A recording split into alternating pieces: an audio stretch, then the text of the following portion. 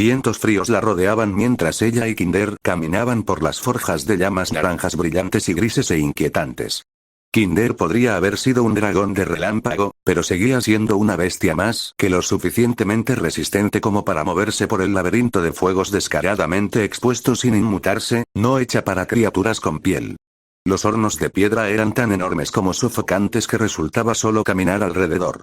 Eugenie supuso que eran de piedra, al menos. Estaban cubiertos de tantas capas de blanco ceniciento que era imposible distinguir dónde comenzaba y terminaba cada bloque de adoquín. Las capas superiores apenas podían ser arañadas y arrancadas de las paredes, las forjas y el suelo. Hileras de ceniza acumulada se alzaban desde las vigas de soporte del techo como estalactitas y se apilaban sobre ellas como nieve. Si servía de consuelo, ninguno de los trabajadores parecía lúcido. Iban de un lado a otro con la mirada perdida, caminando sobre líneas mal pintadas con aerosol en el suelo de ceniza, sosteniendo cajas de diversos materiales por colores coordinados. Cada uno se abría paso entre los fuegos en perfecta sincronía como un grupo de robots, compactando la ceniza en caminos donde la ceniza superior no se movía tanto. Tanta ceniza se apelmazaba en el suelo que formaba un terreno irregular alrededor de las aberturas de los hornos y se deslizaba como pequeñas dunas de arena justo cuando galones de metal fundido se vertían en los infiernos abiertos. Chispas y gotas de líquido dorado caliente salpicaban de las aberturas como una lluvia de fuego. El temblor del suelo bajo sus sandalias no la ayudaba a confiar en la integridad estructural de una operación tan gigantesca y descuidada. Calderos burbujeantes de hierro y acero estremecían todas las plataformas colgantes, los caminos, la maquinaria y las forjas. Pocos de los trabajadores esqueléticos perdieron el equilibrio, aunque solo fuera por la constancia con la que los caminos se habían desgastado hasta convertirse en cenizas, pero varios círculos de metales sin refinar y productos terminados, como pernos y tornillos baratos, se desprendieron de sus cajas y cayeron en las profundidades de la herrería, imposiblemente enorme. Unas manos de hueso incorpórea salieron de los laterales de las plataformas para recoger los productos caídos, junto con puñados de ceniza suelta, y depositarlos de nuevo en pequeñas cajas bajo los paneles para poder reorganizarlos más tarde. Su ropa era fina, corta y ligera. Una camiseta de tirantes y pantalones cortos, pero todo su cuerpo estaba irremediablemente empapado en sudor, como si acabara de salir de una piscina. Olvídate de eso, seguía nadando. Gotas repugnantes caían de su cuerpo como piedritas de pequeñas ondas, mientras las corrientes de aire viciado, mezcladas con humo y hollín, la refrescaban y retenían las toxinas vaporizadas.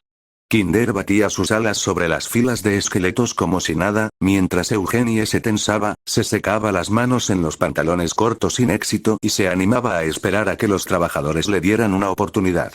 Casi no había sombras en las paredes blanqueadas ni alrededor del equipo. Había demasiadas llamas abiertas saliendo de cada horno como para no incendiar todo el edificio. Ni siquiera una sola antorcha o linterna estaba instalada a su alrededor. Quizás hubo algunas luces normales en algún momento, pero habían estado ahogadas por incontables capas de hollín durante mucho tiempo. Eugenie respiró hondo mientras se acercaban a un ascensor extremadamente sospechoso, agradecida por el aura de viento que Kinder la instó a aprender con tanta insistencia, pero deseando haberlo probado más. El ascensor estaba desguazado, con rejas metálicas y una sencilla puerta corredera con barrotes, caliente al tacto, incluso a través de sus sandalias. Entendía por qué Kinder le había dicho que dejara todo lo metálico hoy. A medida que descendían, las forjas se agrandaban. La temperatura se disparaba bruscamente al descender, para luego volver a algo casi tolerable, ya que las forjas de alta gama estaban cubiertas con cierto aislamiento. Las capas de hielo aumentaban al caer, pero el calor no descendía con ellas. Con cada capa de algodón cubierto de escarcha que cubría las brillantes forjas de metal y roca, se producía un proceso mucho más intenso en su interior.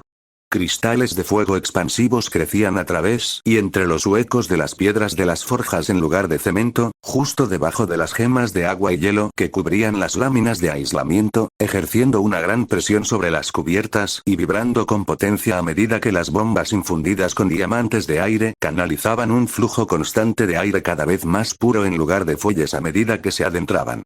Aún más profundo, las tuberías frías liberaban vapor no a través de válvulas y respiraderos, sino que emanaba de sus superficies metálicas a medida que los fuegos evaporaban la condensación que se acumulaba alrededor de las energías gélidas y goteaba de las válvulas de mantenimiento.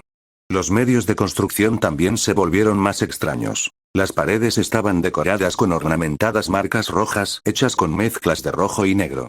Las forjas se construyeron en la estructura y el armazón de la nave celeste en movimiento gradual, parte de las calderas y el motor, en lugar de módulos añadidos a una mega nave existente. Oye, Smoltergeist, tenemos un encargo para ti, gritó Kinder a una habitación vacía, cubierta de pared a pared, o formada por grandes forjas de todo tipo. La ceniza caía sobre las cimas más altas de la nave celeste y cubría ligeramente las cúpulas doradas, cubiertas de escarcha evaporada y las puertas de hierro negro del horno, revestidas de sigilos. Sus partes internas, visibles solo a través de escudos de ojo de buey extremadamente ennegrecidos, brillaban con una intensidad increíble mientras olas de calor se extendían por las superficies de sus jaulas. El humo ascendía por las chimeneas metálicas y las brasas se filtraban por las rendijas más pequeñas de la maquinaria. En el centro de la habitación se encontraba un pozo de fuego que titilaba con llamas grises y numerosos pequeños brazos mecánicos, huesos revestidos de latón y animados por un círculo de hechizos que rodeaban el pozo protegido por oro, plegados y tendidos flácidamente en el suelo mientras el fuego ardía. ¿Hace frío ahí fuera?, preguntó una voz desde uno de los hornos. El fuego emergió del sistema en forma de un fantasma naranja brillante con manos grandes y un par de ojos blancos, uno más grande que el otro. Un poco. Kinder se encogió de hombros y giró sus garras en un aura gris. Le entregó al fantasma unos planos en los que llevaban un rato trabajando. Smoltergeist los revisó y quemó ligeramente algunos agujeros en los laterales de la página, luego introdujo el papel quemado en una máquina dorada y helada al pie del fogón gris. ¿Material, por favor? Giró alrededor de la boca de las llamas grises mientras éstas empezaban a elevarse y a curvarse formando un embudo. ¿Recuerdas el montón de oro que te dije que apartaras?, preguntó Kinder mientras daba otro giro. Sacó un frasco lleno de polvo, le quitó la tapa y lo vertió en las llamas grises mientras una tubería bajaba del techo para verter un largo chorro de cobre líquido en la mezcla. Eugenie abrió una grieta sobre el fuego gris y observó cómo las monedas acumuladas se canalizaban hacia adentro. No estaba segura de cuánto metal contenían sus objetos mágicos, pero parecía bastante poco. Quizás el cobre tenía más peso del que creía, o ya había algo en el crisol. El fantasma de fuego aplaudió con sus grandes manos en señal de celebración antes de sumergirse en las llamas grises. Los hornos circundantes ardían con más intensidad, vibrando con fuerza y liberando columnas de vapor abrasador por toda la habitación. Los cristales de hielo se convirtieron rápidamente en agua burbujeante y bocanadas de niebla que humeaban y giraban con el aura protectora de Jenny. Kinder ni siquiera fingió que le importaba el calor mientras le indicaba a Eugenie que volviera al ascensor. Dale un día, te lo dejará en la puerta. ¿Tienes que lidiar con esto cada vez que quieres hacer algo?, resopló. Su ropa era mucho más oscura que cuando subió a la nave forja y se le pegaba a la piel por mucho que se retorciera para quitársela como una película tensa. Si quieres que se haga bien, sí. Kinder rió entre dientes mientras el ascensor volvía a subir. Más cerca de la proa está tu chatarra barata para los soldados de a pie, arriba están las piezas del barco, atrás está la armadura pesada, aquí abajo está tu material de primera. Aquí es donde aprendí. ¿Cómo qué? Agitó poderosas ráfagas de viento a través de su cabello enredado con las manos desnudas. Lo mejor de lo mejor y nada menos. Todas las armaduras, armas y vehículos de nuestros mejores guerreros se fabrican aquí. Los mejores trabajadores obtienen sus herramientas de aquí, aquí es donde los mejores pilotos construyen sus naves, aquí es donde se hicieron mis esposas, aquí es donde mi papá envía su armadura a reparar, todo. El dragón sonrió con admiración. Debería haber sido un dragón de fuego. Eugenia juró por su vida que se había convertido en una cascada al estirarse el pelo. ¡Qué suerte la mía! La risa de Kinder era tan áspera y entrañable como siempre. Será mucho mejor cuando salgas de aquí. Todo el conjunto tenía la forma de un barco con un larga, alta y ancha, y un prisma de tamaño considerable en la parte superior, a modo de cúpula. Irradiaba calor, incluso al llegar a la cima y librarse de los hornos y del sobreestimulante estruendo de los martillos sobre el metal. Espirales imponentes de tuberías y chimeneas bombeaban humo tras la colosal nave, demasiado pequeña para que algo se colara en su interior, pero lo suficientemente numerosa como para satisfacer las absurdas necesidades de la fortaleza voladora. Los innumerables motores de la popa vibraban constantemente con potencia y chorros de llamas. Su arado con púas podía atravesar fácilmente la mayoría de las islas pequeñas y campos de escombros. Al estar apoyado sobre enormes bobinas y tubos de suspensión, el interior apenas se movía, temblando más por sus propios motores y herrerías que por el impacto de las islas. Mientras Eugenie se quedó paralizada por la ráfaga de aire frío que fluía libremente por la parte superior de la nave, impulsada por las palas de la hélice que impulsaban los propulsores, Kinder convocó su teléfono arcano. Sus pupilas se dilataron ligeramente y una suave sonrisa adornó sus mandíbulas de reptil. La maestra del portal se inclinó mientras sus garras de platino golpeaban la pantalla. ¿Qué tienes ahí? Nada, solo un amigo. Kinder ignoró el asunto y colgó el teléfono. No parecía nada. Jenny sonrió. ¿Cómo me atrevo a tener vida social? Fingió una puñalada en el corazón y salió del hangar, hacia la cubierta superior abierta de la nave. Solo alguien con preguntas sobre rituales de no muertos. ¿Le das clases a todo el mundo o solo a gente especial? Intentó bromear, pero el dragón ni se inmutó. Intercambié información sobre reliquias mágicas. Kinder se encogió de hombros e invitó a Eugenie a subirse a su lomo. Sentarse en un dragón con el sudor corriendo y escurriendo por su cuerpo no era una sensación que le emocionara volver a sentir, ni tampoco la sequedad en su garganta después de toda la terrible experiencia volcánica. Kinder podría haberle dado una reacción. Pero no, su dragón la había abandonado. Esa cosa no tiene un núcleo celestial de fuego, ¿verdad? Reflexionó distraídamente. 2 de ellos. Uno de fuego, uno de agua. Kinder se ignoró mientras se dirigía a una plataforma de portal. ¿Y a nadie le parece mala idea meterlo todo en un solo barco? Preguntó al desembarcar en una isla desierta. Kinder negó con la cabeza mientras Eugenie se bajaba. Nadie se ha adentrado lo suficiente en nuestro territorio como para probar suerte, y simplemente lo movemos si alguien se acerca demasiado para su comodidad.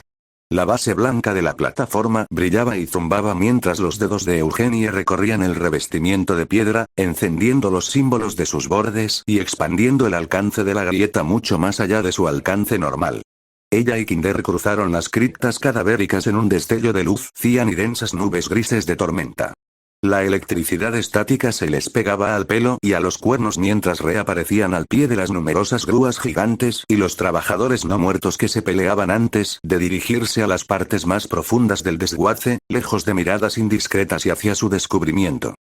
Solo confías en el peso y la hoz, usa la cadena, incluso la cuerda es un arma. Camuflaje no buscaba más entrenamiento, pero al menos a este alt elf le resultaba familiar, y Susurro se lo estaba pasando bien. Sigilo ya estaba en plena acción cuando la gran maestra la llamó, corriendo y zigzagueando entre un campo de muñecos de entrenamiento con los brazos forrados de afiladas medialunas metálicas. Una cadena le rodeaba el pecho. La bola de plomo de un extremo estaba mucho más suelta que el kama que sujetaba con la mano suelta. El peso giraba alrededor de su cabeza con ímpetu y con solo un leve movimiento de muñeca, la condujo hacia la punta de las cuchillas de uno de los muñecos, abollándolo y lanzándolo hacia arriba mientras la bola rebotaba lejos del destello de chispas y se estrellaba contra su objetivo en un lateral de la cabeza. Las yemas de sus dedos chasqueaban y tintineaban ligeramente contra los eslabones de la cadena mientras giraban en su palma, girando con la rotación de la bola al atravesar una mezcla de heno y el saco de patatas del que estaba hecho el muñeco. Saltó para lanzar la media luna desprendida contra el pecho de otro enemigo y giró con el peso. Arrastrándola hacia las copas de los árboles con su movimiento y desplazando su órbita verticalmente, ambos completaron el giro un par de veces antes de que pareciera que apuntaban a un muñeco justo debajo de ella, hasta que le dio al peso mucha más longitud para que se estrellara contra el cráneo de tela de otro enemigo de heno que estaba detrás y convirtió la finta en un rápido tajo con el kama en la garganta correosa del primer objetivo. Aterrizó sobre sus hombros y se abalanzó con la correa que giraba rápidamente para traerlo y guiarlo tras ella mientras se lanzaba hacia otro pequeño grupo. Justo antes de chocar con un fardo de heno y palos cubierto por un chaleco de cuero con forma de caja torácica, agarró algunas de las cadenas entre sus armas y dejó que la cuerda volara cerca de su larga oreja, desprendiéndola de un apoyo lateral. Pateó a su objetivo en el pecho y giró para enrollar la cadena alrededor de su cuello y arrancársela por completo. La elfa del bosque retiró el peso mientras las astillas rebotaban en su armadura de escamas de dragón y soltó su kama. Este silbó como una flecha antes de que golpeara con su rodillera la cadena que la separaba de su puño, cambiando el ángulo y lanzándola contra el collar del penúltimo manití. Al engancharse en el chaleco de cuero, al restallar la cadena como un látigo, se impulsó más rápido hacia los dos últimos, saltando y girando horizontalmente. enredándose la cadena en las piernas, un error fatal para cualquiera que intentara empuñar un arma tan impredecible, y tirando de ella por encima de su antebrazo blindado, el peso de plomo se deslizó por la tela de lapislázuli de su nuevo traje mientras lo lanzaba contra uno de los maniquíes restantes, destrozándole el pecho. Extendía los pulgares y los deslizaba sobre su pecho para subir las cadenas antes incluso de tocar el suelo. Sus pies impactaron la hierba con golpes sordos mientras abría rápidamente el estómago del primer maniquí. Retrayendo y sacando los pulgares a mitad de carrera, guió un segmento de cadena alrededor del arma creciente del último maniquí y le partió el brazo en dos. Más cadena se enrolló sobre su hombro y la usó para subirse hasta su cuello y clavarle la media luna y la cuchilla cama en la nuca. Mientras Stealth controlaba rápidamente la correa giratoria, envolviéndola alrededor del muñeco y obligándolo a seguirla para que pudiera frenarla al saltar del otro lado, Camuflaje aplaudió levemente. Bien hecho.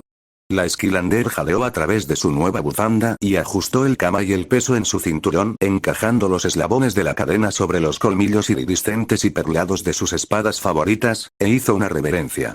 Gracias, Grand, se detuvo y se aclaró la garganta. Su bufanda cubría el ensombrecimiento de su rostro, pero la vieja ninja lo sentía en los huesos. Camuflaje. Stealth tragó saliva como si intentara que el nombre sonara normal. Ella y Whisper rieron entre dientes. Si no recuerdo mal, tu viaje de regreso a los Skylanders es hoy. Sí, Camuflaje, Flynn llegará en cualquier momento. Afirmó con aires de soldado. ¿Puedo ir? Exclamó Whisper. Quizás algún día, Wisp, dijo Camuflaje riendo. Pero nos reuniremos contigo en el muelle. Stealth agitó las manos. No tienes que hacer eso. Queremos Stealth. Insistió y le dio una palmadita en el hombro a Whisper para que hiciera lo mismo, quien asintió con entusiasmo. Elfie intentó protestar, pero la expresión inexpresiva de su gran maestro no se movió. De acuerdo. No había traído nada, pues nunca tuvo intención de quedarse tanto tiempo, así que se marcharon en cuanto terminó la conversación. Varios miembros del clan saludaron respetuosamente al Skylander y al gran maestro mientras caminaban por las pequeñas cabañas y puentes. Whisper era arrastrada suavemente de la mano mientras saludaba y se dirigía hacia sus amigos. El yate del terror, en todo su esplendor de desguace verde azulado, esperaba pacientemente junto a un saliente de madera mientras su dueño, el autoproclamado mejor piloto de Skylands, conversaba con uno de los ancianos, visiblemente molesto por la presencia del Maru.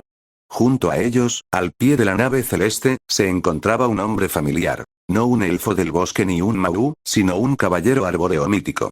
Una armadura negra con ribetes dorados cubría sus antebrazos mientras una mano de madera de 3 dedos agarraba una enorme, espada larga verde neón con una hoja cromada y detalles dorados decorativos en la espalda y el centro. Más armadura dorada y negra con algunos detalles verdes cubría sus piernas mientras las solapas de su túnica cubrían sus muslos, meciéndose distraídamente con la brisa. Una armadura verde más clara con vetas negras protegía su pecho con un corazón dorado en el centro. Hojas verde oscuro con marcas doradas protegían sus hombros mientras hojas más largas y flexibles, como las de una palmera, brotaban de su cuello como si fuera un vampiro. Bien podría haberlo sido, para Elfie. Sensei emboscada, viejo amigo, ha pasado demasiado tiempo. Camuflaje liberó a Elfo susurrante el tiempo justo para inclinarse ante la élite de On. Sabía que no debía intentar escapar antes que el antiguo Skylander. Clavó su espada en la tierra y devolvió el gesto. Igualmente, gran maestro.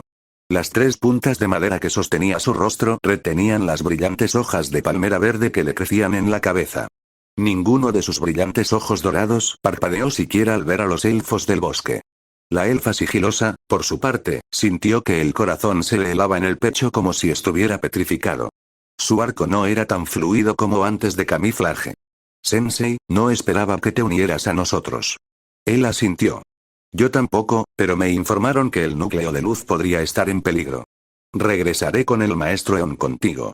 La elfa sigilosa miró al gran maestro. Traidora. Sonrió con sorna bajo su máscara marrón. En un instante, bien, ¿listos para partir? Flynn hizo crujir los nudillos y los saludó para que subieran al yate del terror con una sonrisa tonta. Se puso las gafas de piloto en la cara mientras subía a la cubierta y se dirigía al timón. Los Skylanders asintieron. Ambush subió a bordo mientras Elfie y su pequeño clan se despedían. Lo haré, murmuró entre dientes. No estaba preparada para esto. No estarás listo hasta que lo intentes. No te ha guardado rencor desde que te fuiste, solo respira hondo e intenta hablar con él, le aseguró Camuflaje. Además, el núcleo de luz nos mantiene a todos a salvo y los Skylanders merecen toda la ayuda que podamos ofrecerles. Bien, bien, Elfie asintió. Una cosa más. Quiero que tengas esto.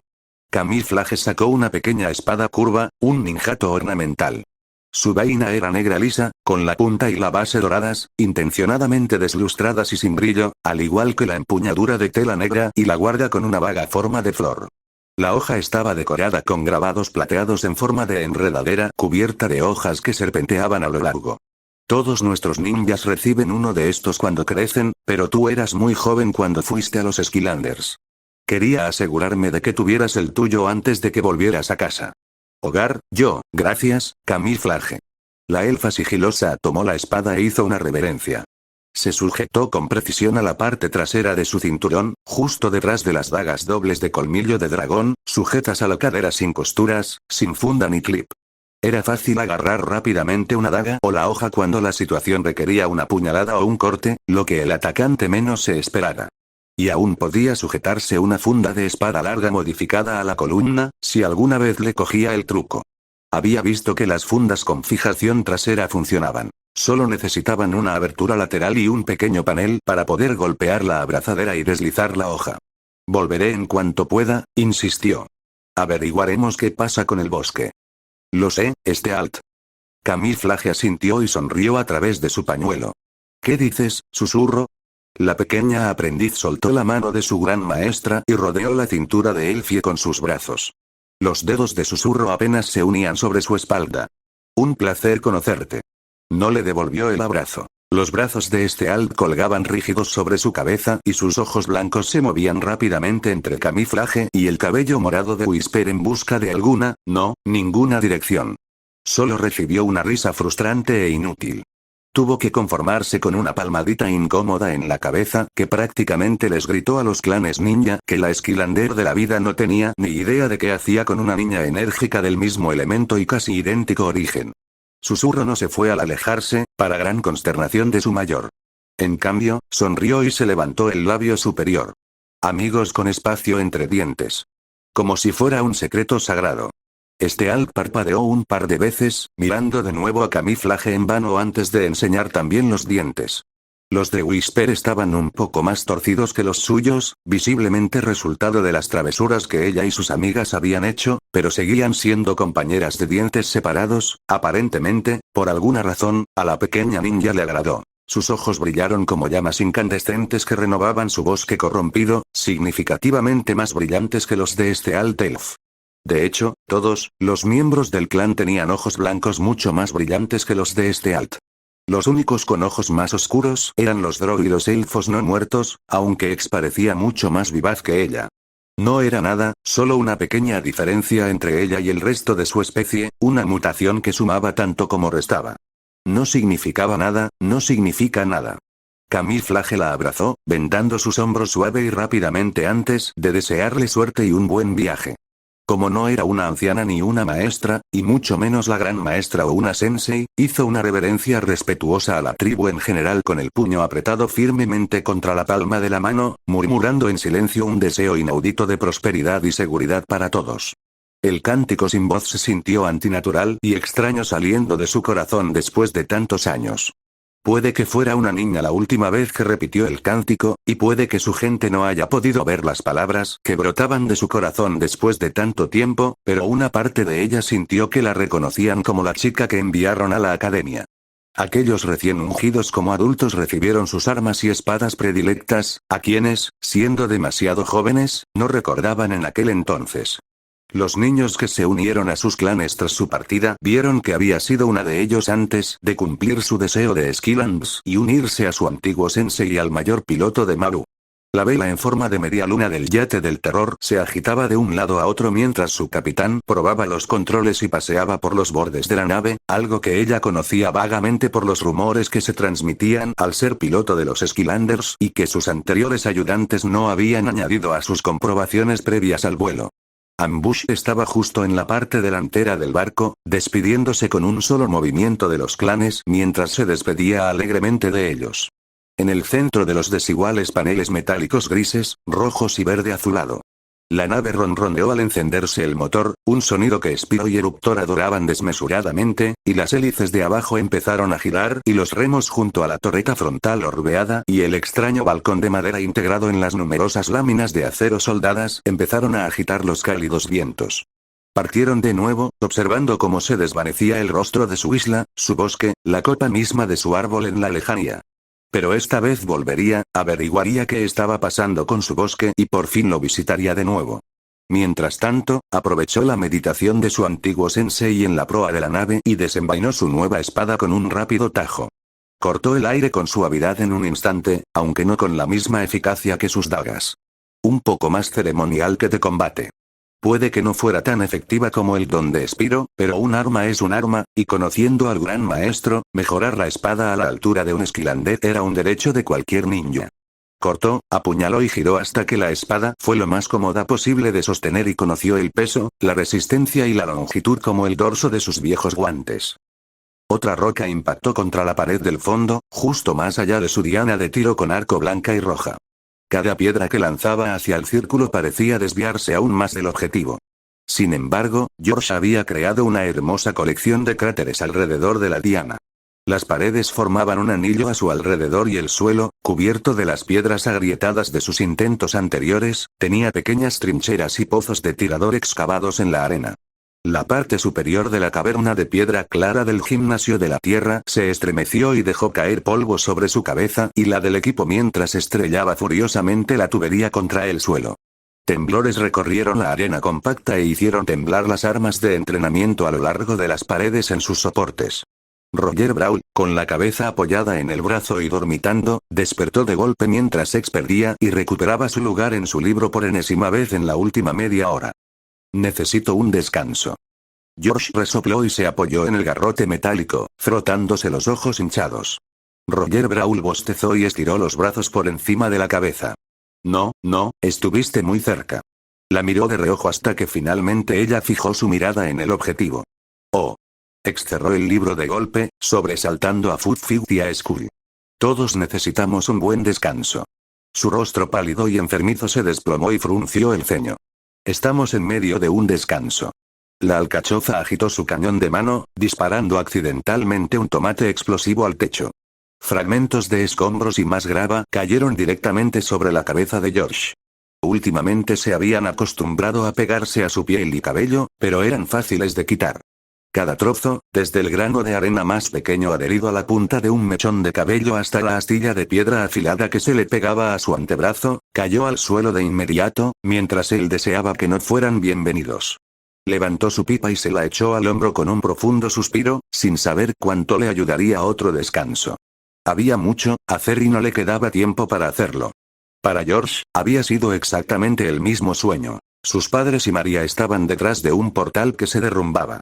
Imaginó que los sueños de X y Roger serían iguales, ya que el suyo no variaba, aunque desconocía que soñaba la planta viviente y estaba bastante seguro de que Winab no dormía, al ser un robot. Aún no se había topado con Spiro. El dragón púrpura siempre parecía estar demasiado ocupado para hablar, incluso en medio de su descanso, añadió George, enviando mensajes de texto o volando por las islas reunidas para repetir el proceso en otro lugar. Entre todo esto y tratar de construir un portal que funcionara, estaba consumiendo todo el tiempo del día. Si no podía dormir, quizás un paseo le vendría bien. El equipo de aspirantes y maestro del portal se despidió antes de dispersarse por la academia y las islas elementales. Los no muertos eran un elemento popular para la mitad de ellos. Parecía que una buena parte no necesitaba dormir como los demás, sino más bien episodios de inactividad en un rincón mal iluminado.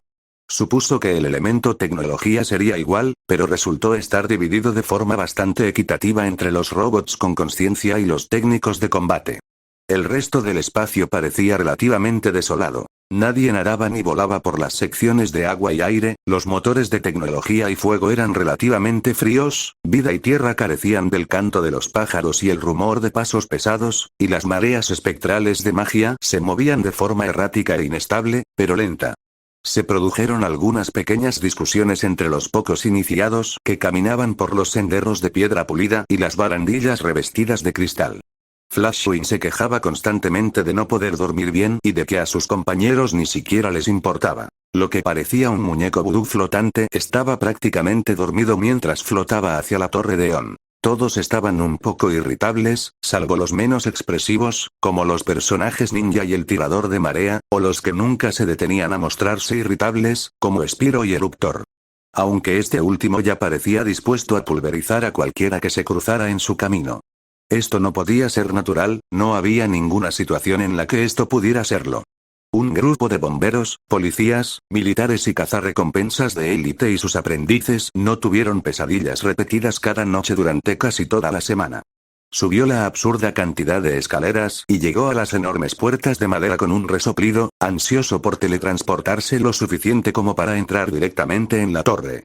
Eon estaba en el centro de un círculo de tiza, rodeado de pequeños cristales e incienso ardiendo.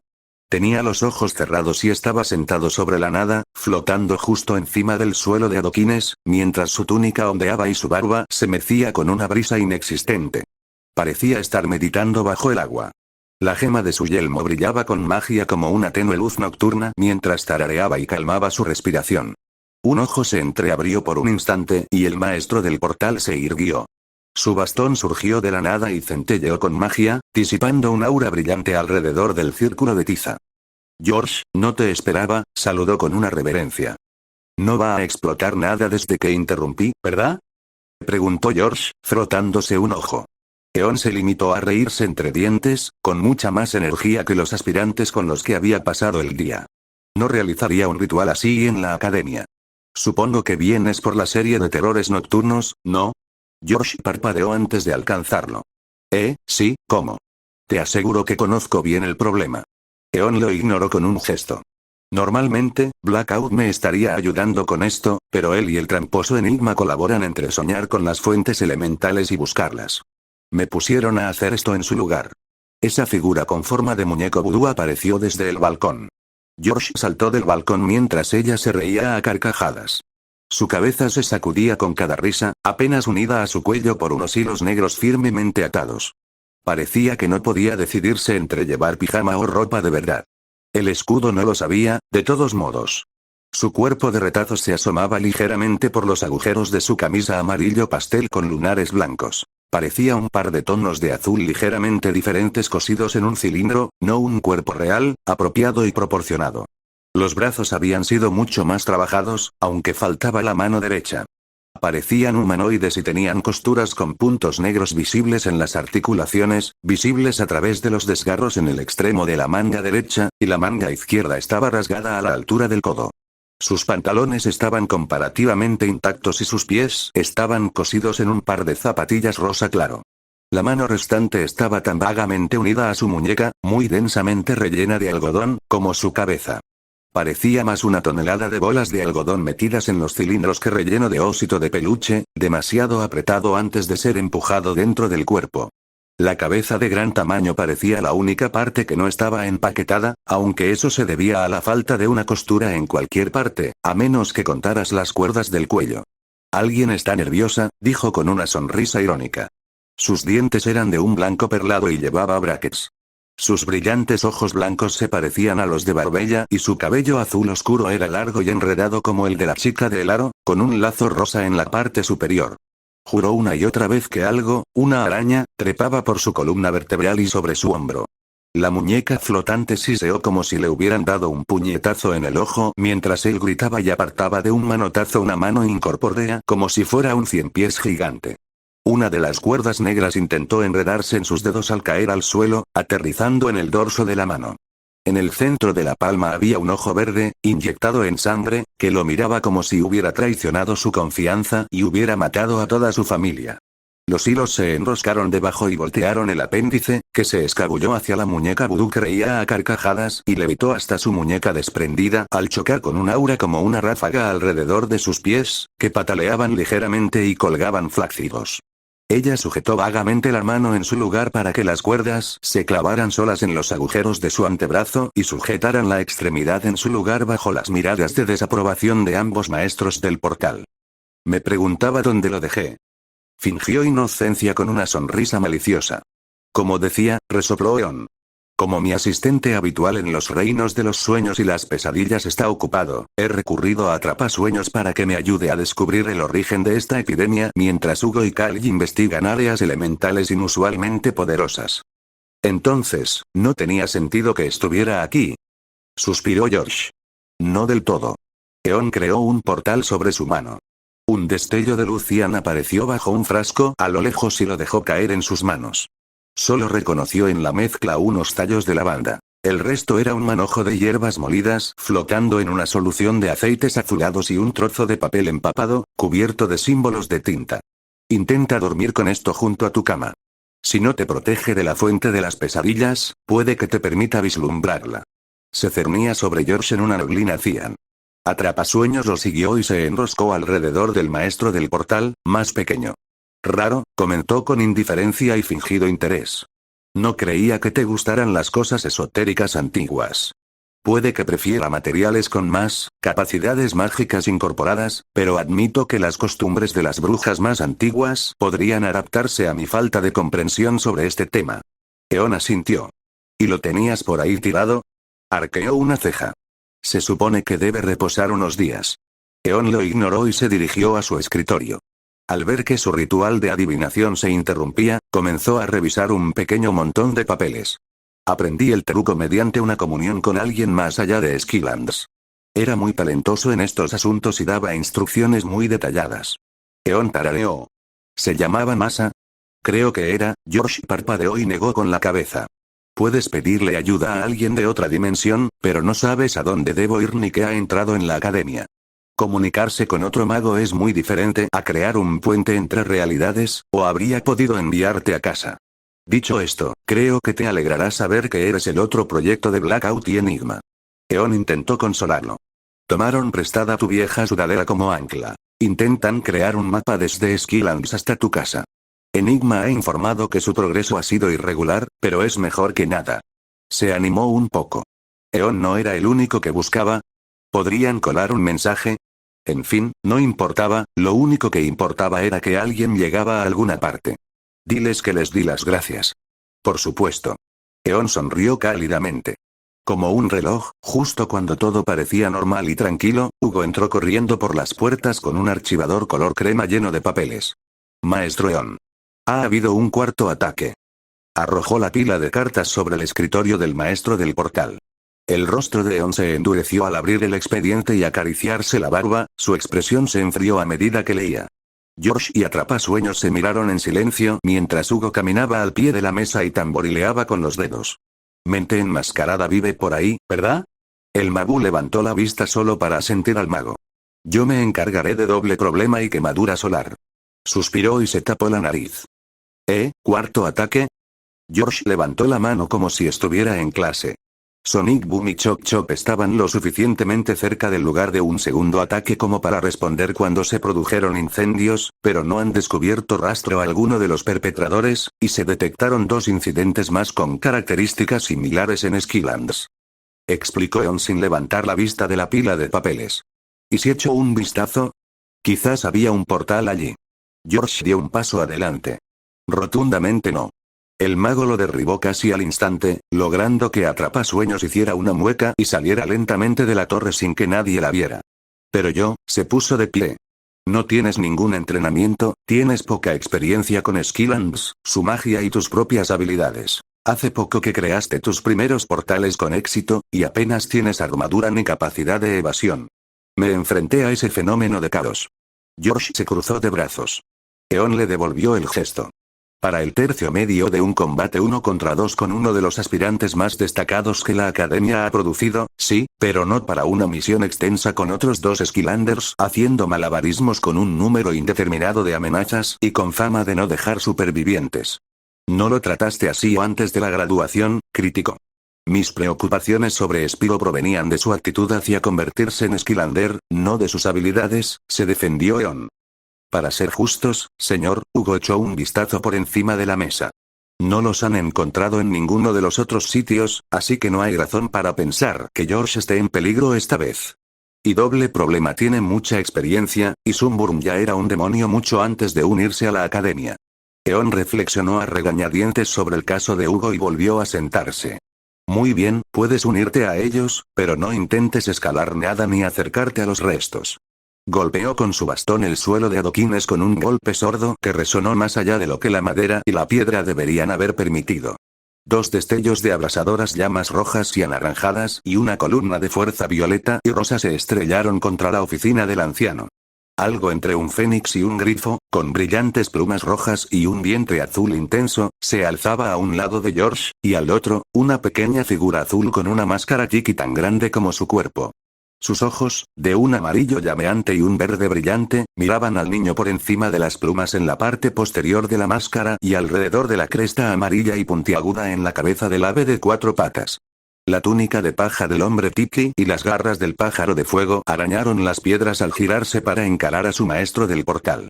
Trouble, Sunburn, confío en que te hayas puesto al día con los informes de Chop Chop y Sonic Boom.